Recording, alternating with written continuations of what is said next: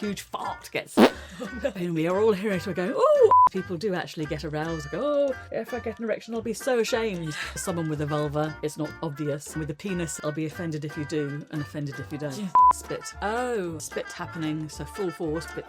So you have the response. Not doing that again.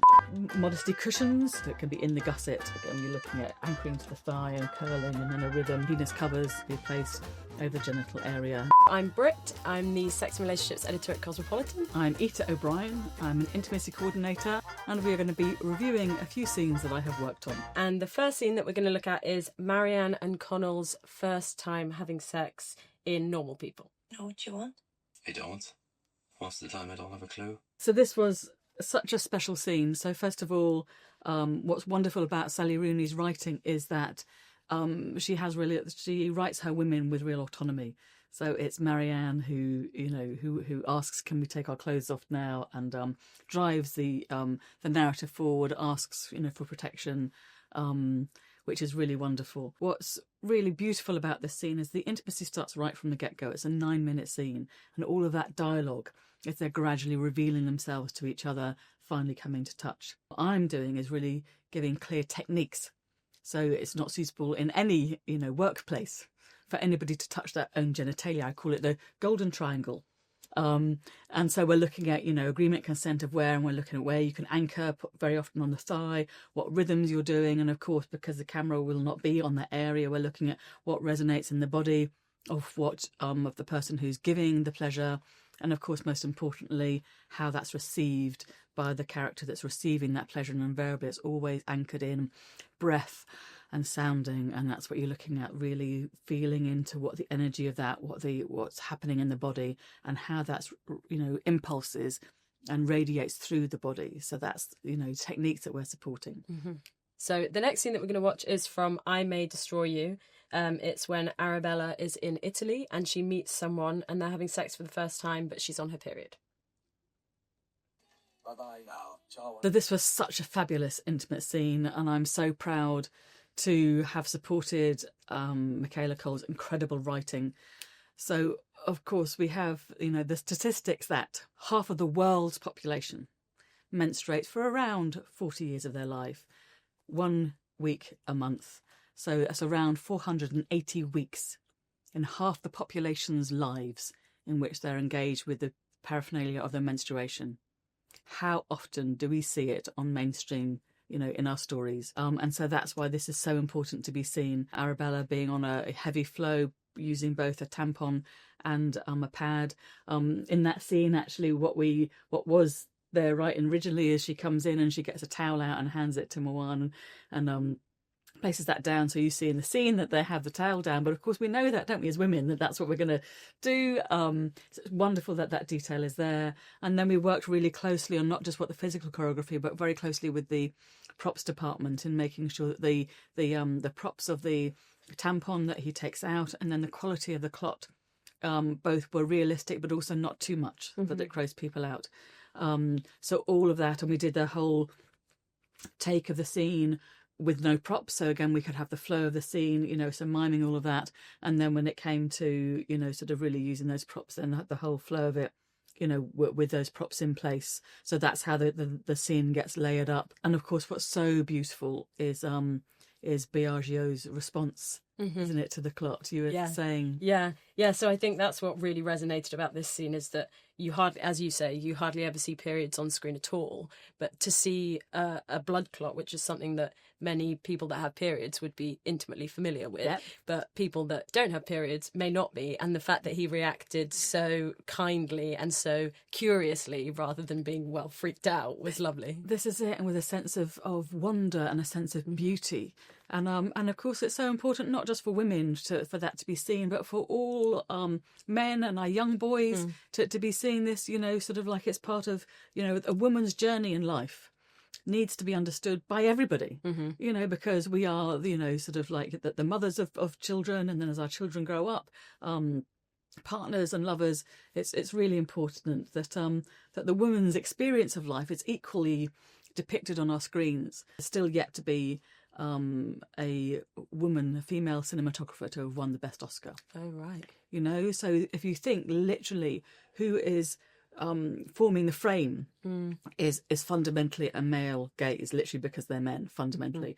That's where with the scene before, Normal People, the wonderful, wonderful Susie Lavelle was the cinematographer with Lenny Abrahamson, and oh my goodness, her artistry and her eye of how she was the eye of the audience in coming in that closeness and that intimacy is so important. We need more female writers telling our stories and telling those journeys of who we are. So now we're going to watch a scene from this first season of Sex Education where Adam and Eric are fighting in detention. That's right. And it moves on to kissing. Not just kissing. Not just kissing. I saw you at the dance. Get off me!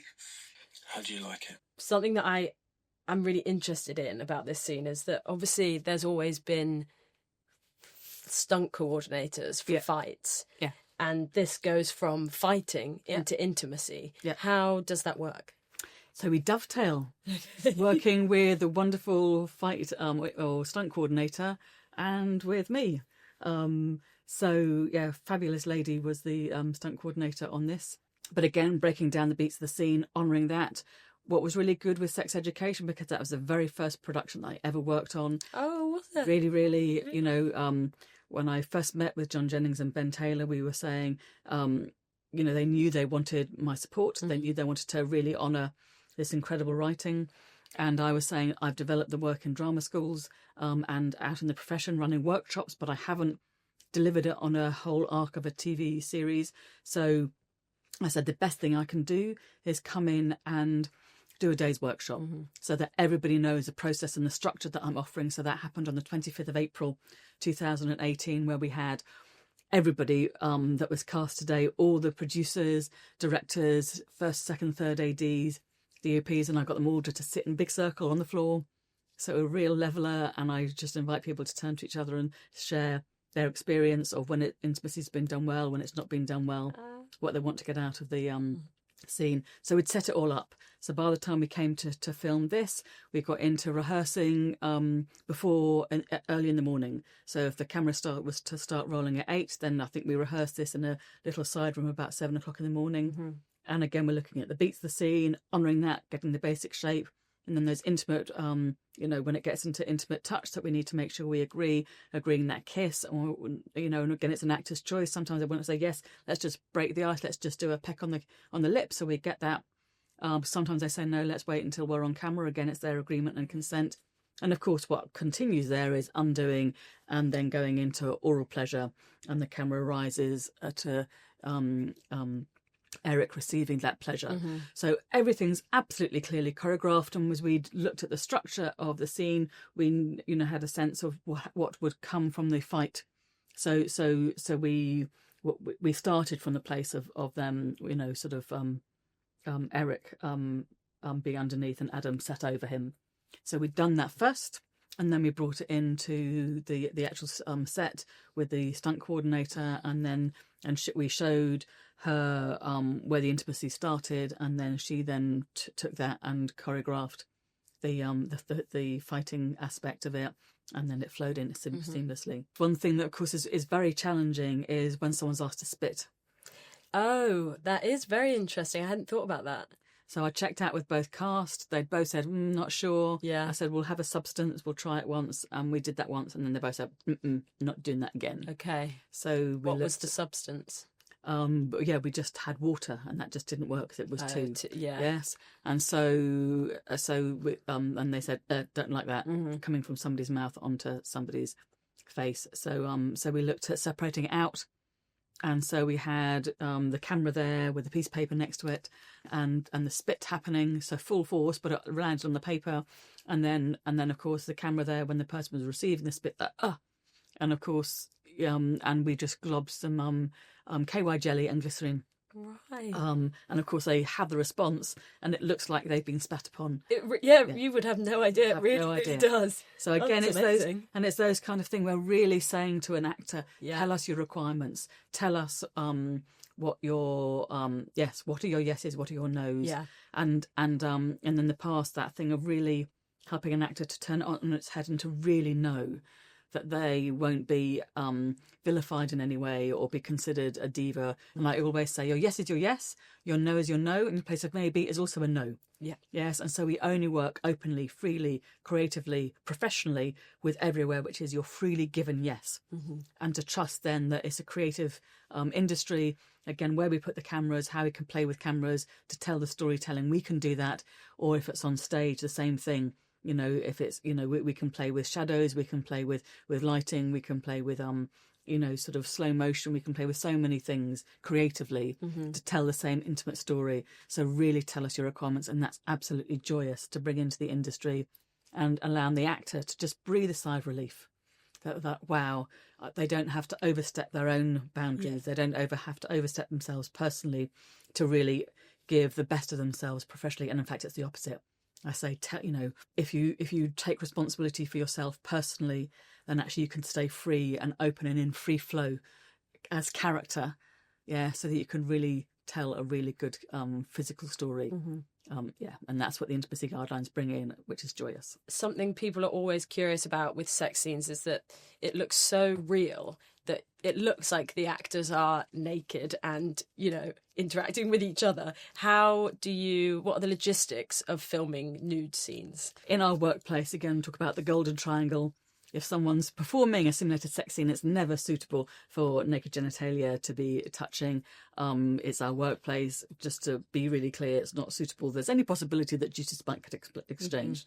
So we're looking at barriers and modesty garments, and then also modesty cushions that gradually the intimacy coordinators and all different intimacy coordinators have developed perhaps their own different ways in which they create intimacy barriers, but they're really important in order to help the actor to feel personally taken care of and covered, and then artistically then you can really tell a really good story. Some of the things, so first of all, modesty cushions, for example, this one is made out of a lovely big pair of pants, and then filled with lambswool, and particularly if someone's wearing sort of something, then they will put that inside. Yes, okay. and it forms a lovely barrier and lovely cushion. And again, what you're looking at is them feeling personally comfortable, so that professionally they can really be in rhythm and again be in free flow. And we have them different shapes and different sizes. So this one's a little bit looser, that perhaps can be in perhaps if hand pleasure is going to be given. So that one I would use more for simulated sex. You know, so that's sort of a really nice cushion there.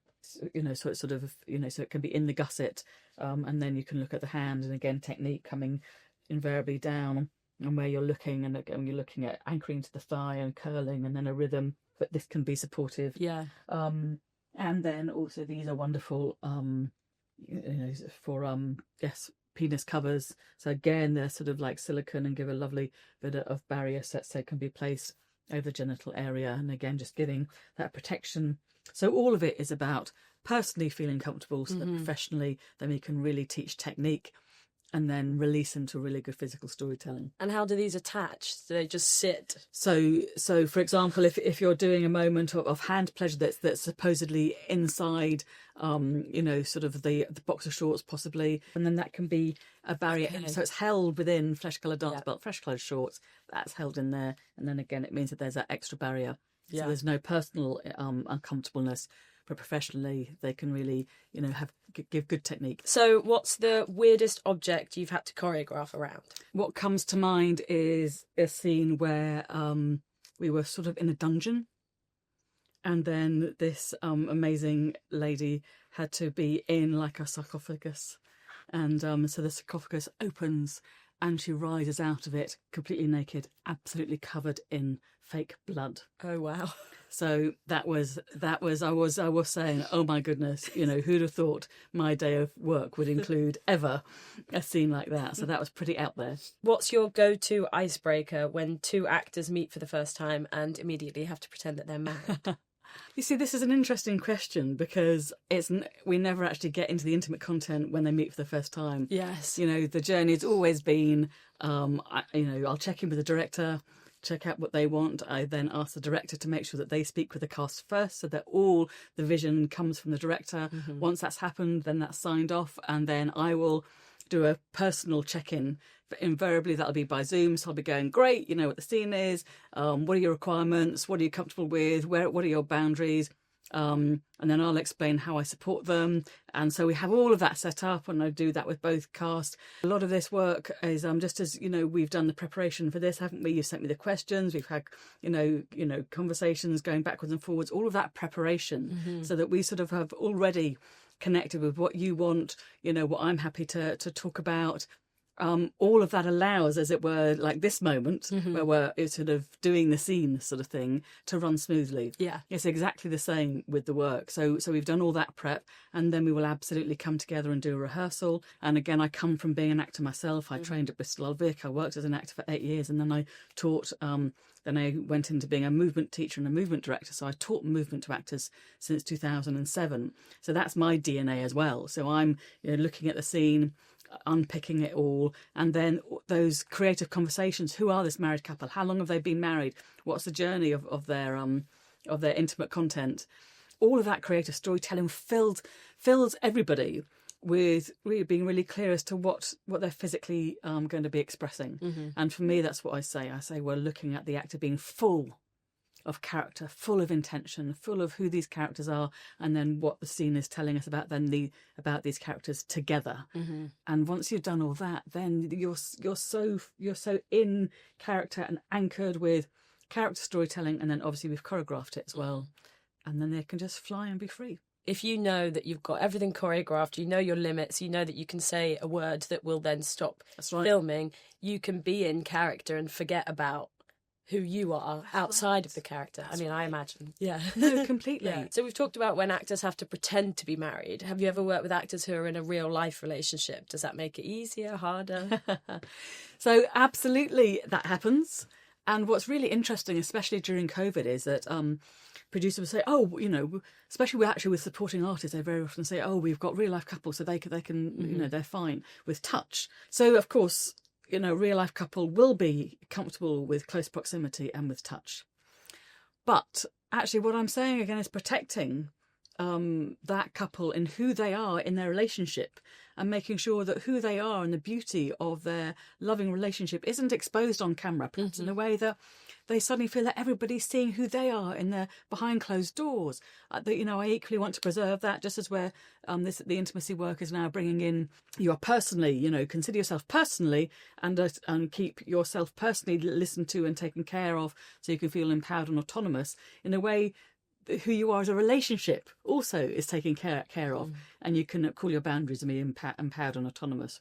So actually what I'm saying to real life couples is make strong choices as your characters that are so far away from your actually lived life as husband and wife, and so that you are really being these characters, and there's no confusion with you suddenly having this mind schism of, oh, this is really us. Again, that character transformation, you know, how do you hold yourself, that really is serving these characters in this moment, in this storytelling, that they can really release into and enjoy, and know that you're really doing a good day of work serving character, so when it goes out to the world, that they're not feeling exposed personally as who they are as a couple. So it's wonderful in that touch, and that the content is probably not an issue, but even more important that we're considering character storytelling, serving that character, making strong physical choices that allows them to be clear of these characters and not merge who they are themselves. I think that people have this idea that filming sex scenes is a very sexy thing to do, but I think wearing those pads and being in a room surrounded by cameras, it probably never really is. No, yeah, not really. And yes, it's not really, really sexy when two people are moving together in rhythm. Yes, close proximity with that breath and everything.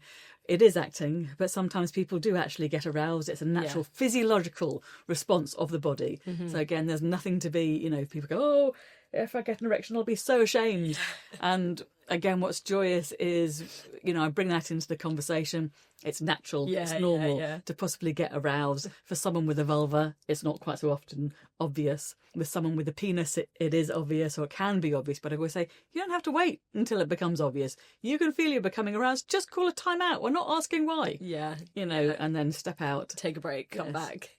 And it used to be the old adage, you know, I'll be offended if you do and offended if you don't, sort of thing. Yeah. But anyway, but that was old days.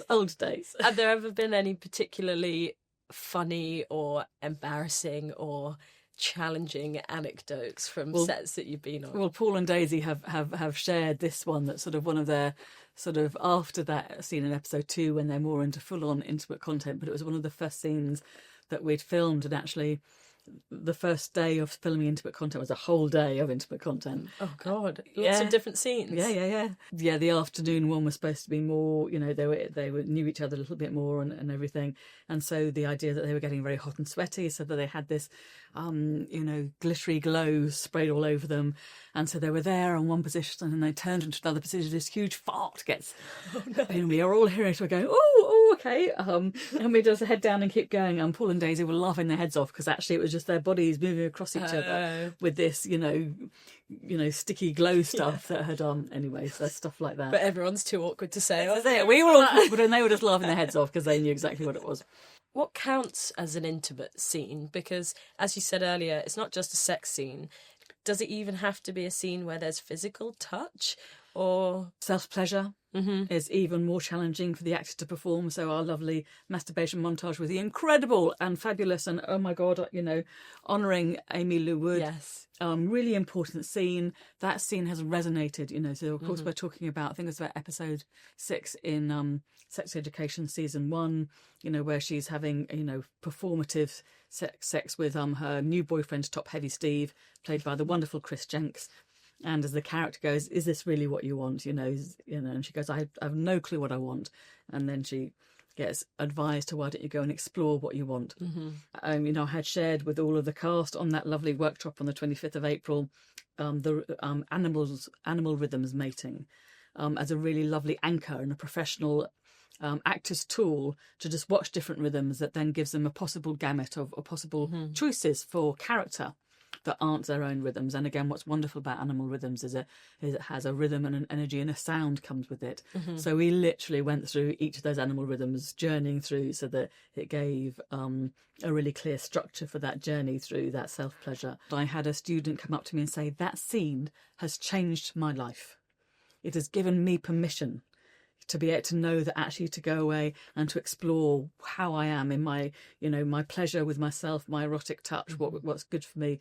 And that's joyous. Let your intimacy be something that's important to you. And it starts from intimacy, connecting in with myself, and then with your intimate life. What do I want? What's still working for me? What perhaps isn't working for me? What perhaps can I go and explore? And I'm a great advocate for the Kama Sutra. It has so many forms, and it's just positions, it's just shapes. I'm saying, go and try things out. Go and try things out with your clothes on. Not don't wait till you get sexy. Just try out possibilities. This is what's been amazing with the intimacy on set guidelines in the industry. It's just lifted the lid of this thing that used to be this embarrassing thing, this thing, you know, no one's going to speak about it, that we don't engage with, and then we just have to do it with our eyes closed and a deep breath and just go.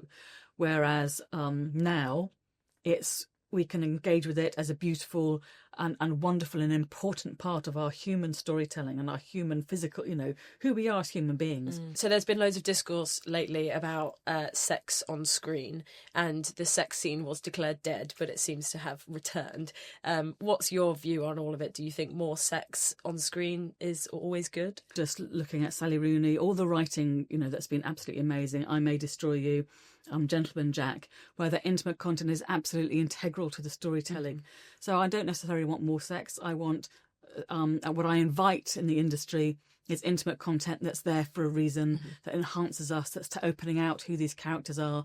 But then what I am calling for is better written sex scenes, inviting the writers to research these characters. Who are they? Write it well, and then we can help to put that up on the screen, really giving us a wonderful reflection of our humanity and who we are and our sensuality and our sexuality. Thank you for watching. I hope you found it interesting. If you want to see how you can bring the intimacy on set guidelines to support you, then please get the book.